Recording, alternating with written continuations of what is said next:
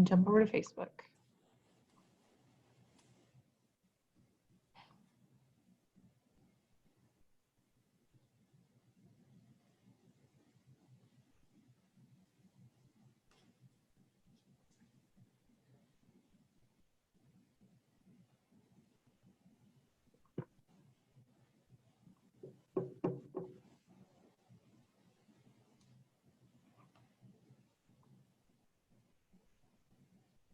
I'm going to stand up.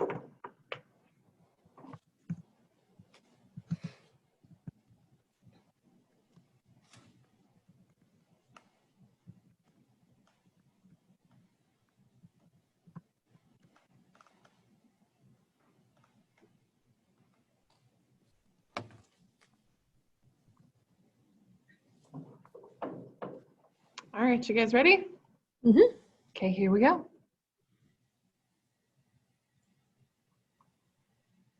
Good afternoon, and thank you for joining us for this live update from Riley County.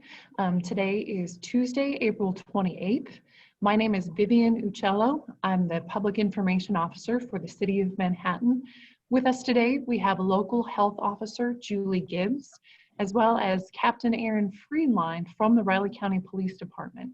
Julie will give us a quick update about the current situation, and then we'll be available to answer some questions from the public. If you have something you'd like to ask, please leave it in the comments section. If we don't get a chance to address it during the broadcast, we'll try to follow up and write back to you later. You can also contact us, contact the Riley County Health Department rather, at Riley by emailing rileycountycovid19.com, or excuse me, rileycountycovid19@gmail.com.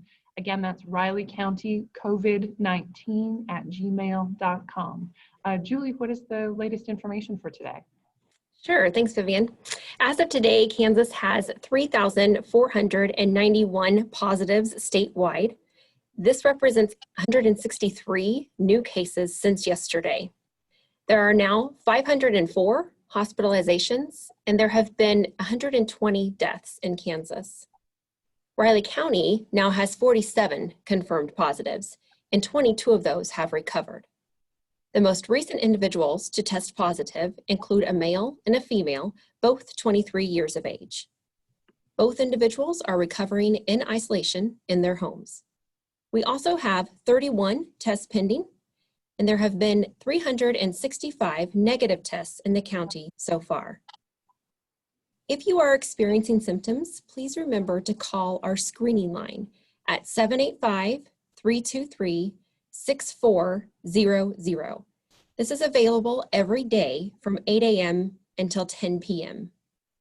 Again, that number is 785-323-6400. And anyone with questions is encouraged to email us at rileycountycovid19@gmail.com. During business hours, we are usually able to get back to you very quickly if you email that Gmail account. Again, that's rileycountycovid19@gmail.com. We are working on a step approach plan to open up Riley County. This will be very dependent on what the governor decides to do, and will also be dependent on our situation here in the county as well as here in the region. We are following guidelines from a few different sources, as well as gaining input from our clinical task force, our recovery task force, and our counterparts at Pottawatomie and Geary County. This will be a trickle effect opening with many safeguards in place. The goal is to help the community to reopen in a very controlled manner so that we can protect the health and safety of every individual. Thank you, and I'll now take any questions that you might have. First, Julie, I want to provide a quick point of clarification. I shared the incorrect number with you about the number of deaths in Kansas statewide. That number is actually 124 today and not 120. I reported it wrong in the news release, but the information on the coronavirus website for Kansas is actually 124. The number of positive cases was correct. We have statewide 3,491. And real quick, I want to jump back to the two new positives here in Riley County today. Those are both 23-year-olds, one male and one female. Julie, do you have any additional information about those two? I do not, just that they are well enough to be recovering in isolation in their homes. Is there any relationship between those two people or between other known positives in the community? We know that most of our most recent individuals who did test positive have been a recent contact of a recent person who has tested positive. Okay, so they've been actively monitored since that point and kind of made aware that they were at risk. We've had quite a few positives recently in that kind of younger age category, that 20 to 30 age category. Can you talk a little bit about why that might be in our community, or do you have any advice, either you or Aaron, do you have advice for folks? Yeah, I think we're seeing that a lot right now, that younger age range. That's where most of our positives have come from, is the 20 to 30-year age range. We encourage everyone, not just individuals from that age range, to practice your social distancing, make sure that you're not hanging out with anyone outside of your home. We understand that it can be hard, it can be difficult to maintain that social distance in your home, but when you're outside of your home, just make sure that you keep practicing that social distancing. Obviously, if you are to be quarantined or isolated, you are not to go outside of your home, regardless. So in that situation, you would not go outside of your home. But in other situations, just like with everyone, we need to maintain that 6 feet of social distance. If that is going to be hard to maintain, it is recommended that you wear a cloth mask. Julie, can you provide a quick reminder, maybe about the difference between isolation and quarantine, just for some clarity? Sure. So quarantine, we use that term for somebody who is not sick, who is not tested positive for COVID-19. If somebody is to be isolated, that means that they have tested positive for COVID-19. Are the restrictions different for those two categories? So someone in quarantine versus isolation, are they both required to kind of stay in their home at all times? Yeah, it's not much different. You are required to stay in your homes. Okay, thank you so much. Aaron, from the police perspective, kind of what have you guys been seeing as officers have been out on patrol?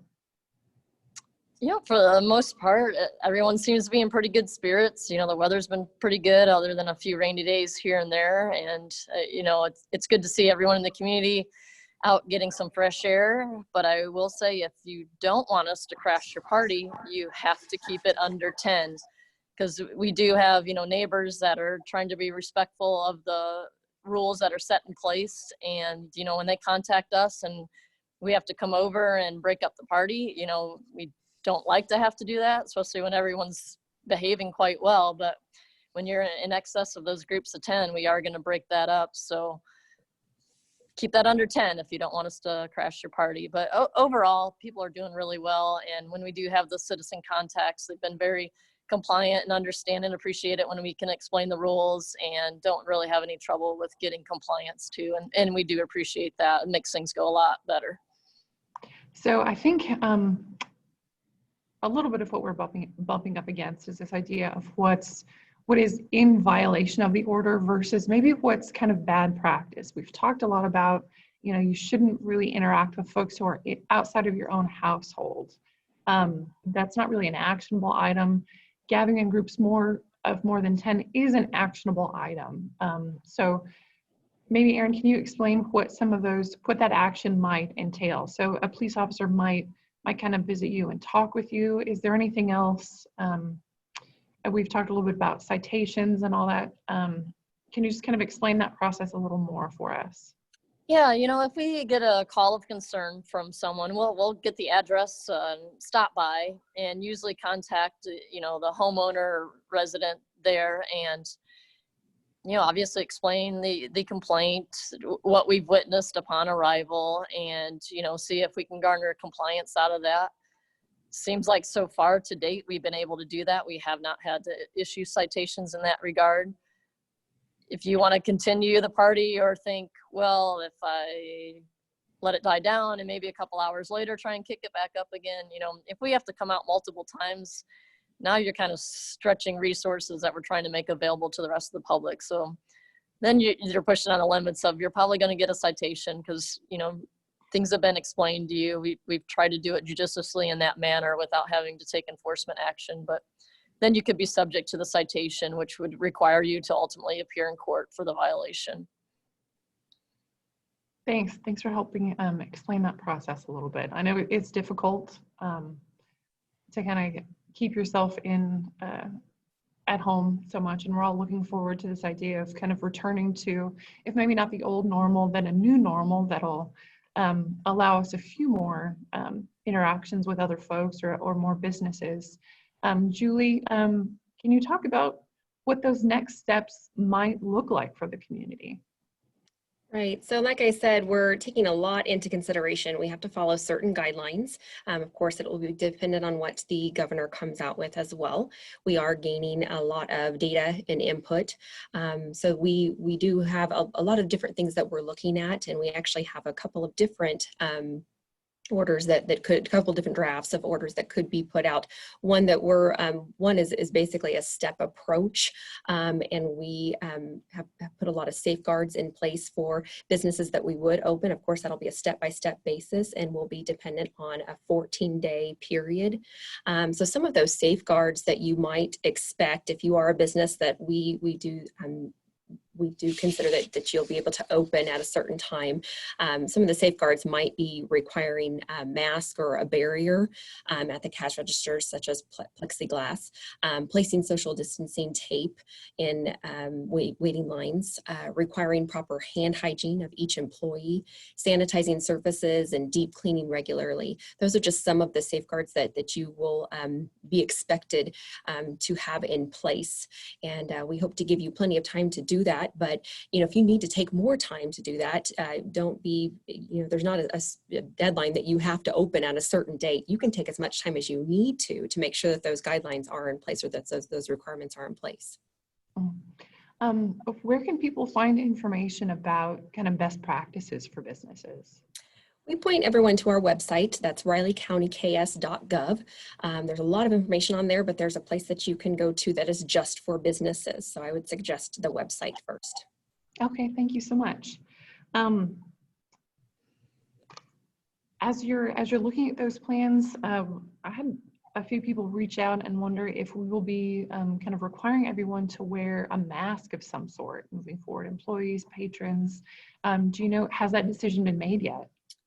Decision really hasn't been made yet. We are encouraging everyone to wear a mask right now, highly recommending is some of the language that we've used before. We're still looking at that in our plans, but as of right now, we highly recommend employees at businesses to wear masks, especially if you're in a place where you cannot maintain that social distance. Okay. We had a question come in a little bit earlier today, and I think we've talked about this before, but just to provide some clarity, are all of the positive cases in Riley County in the Manhattan area, or are there some positive cases outside of Manhattan? We have had some positive cases outside of Manhattan, but the majority have been in Manhattan. Okay. And I know, kind of moving back to this idea of plans for the future, phased reopening, I know you guys had a meeting today with officials from Pottawatomie County and Geary County. How did that meeting go? Went very well. We have great communication with individuals from these two counties, and we really want our orders to look very similar because we are so close together. So yes, we will continue to keep in contact with those individuals. Okay, excellent. The Riley County Health Department launched a community survey yesterday that asked folks about their symptoms and asked them to provide some contact information. How's the survey going? It's going quite well. We're surprised at the response rate. We have about 2,500 that have answered that survey. It will be open until the end of the week. So if you'd like to answer questions on that survey, please feel free to do so. It doesn't take too long to fill out. You can find that information on our Facebook page. And this survey is in an effort to collect more information, see what we're missing, and to possibly test more individuals. We understand, you know, if you don't like surveys, if you don't want to answer those questions, totally fine, but your answers will be kept confidential. And if you do not want us to reach out to you, you can specify that. Also keep in mind that this survey should not take the place of your healthcare provider, as Andrew mentioned yesterday. There have been a couple comments. I know that the survey doesn't ask whether someone has been tested for COVID-19 or not. Can you explain why that is? Yes, so we have that information. We actually have all of the data along the lines of who's been tested and who hasn't. So that is why we don't ask that information. Okay, so you're looking to get information that you don't already have. That's kind of the purpose of reaching out in a broader way. Okay, excellent. I think that's really all the questions I had for today. I'm going to check the Facebook page one last time. Members of the media, are there any questions from you at this time? Okay, well, thank you so much for joining us today. We will be back again with another update tomorrow at 4:15. In the meantime, feel free to reach out and let us know what questions you have. And thank you all for joining us today. I know your time is very valuable. And joining us to provide ASL interpretation today is Susie Stanfield. I want to give you a special thanks for your dedication and continued service. So take care, everyone, and we will see you again tomorrow.